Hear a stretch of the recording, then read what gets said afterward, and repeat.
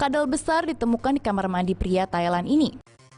Seorang pria Thailand bernama Kim Kun Likit Watanaset berusia 81 tahun yang tinggal di Sumut Songkram menemukan binatang besar di kamar mandinya. Dikatakan Kim Kun mendengar suara dari dalam kamar mandinya dan ketika dicek ternyata ada kadal besar di sana. Sangat besar, bukan ketakutan. Pria itu malah mengambil foto binatang itu. Ia menutup pintu kamar mandi agar si kadal tidak kabur. Kim Kun kemudian menghubungi volunteer rescue lokal. Tak lama kemudian mereka datang dan menangkap si kadal besar. Mereka pun melepaskan binatang itu kembali ke alam liar.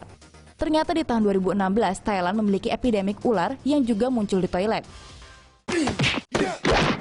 Tomo News, channel berita terunik dan terlengkap masa kini. Subscribe yuk!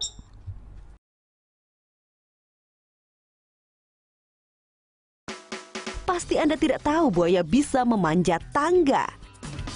Keluarga di Carolina Selatan mendapat kejutan pada dini hari Minggu ketika buaya sepanjang 9 kaki ini naik tangga ke teras mereka. Pemilik rumah Steve dan Susie Paulston mendengar beberapa suara keras yang datang dari luar dan berpikir mereka sedang dibobol pencuri. Tidak pernah terlintas dalam pikiran mereka bahwa buaya akan mampu memanjat 15 anak tangga sampai ke teras.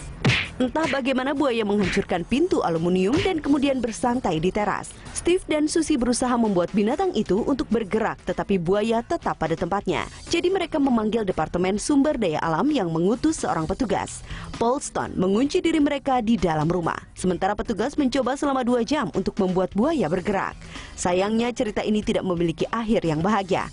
Hukum South Carolina mengatakan buaya yang mengganggu harus dibunuh. Petugas memutuskan untuk membunuh binatang.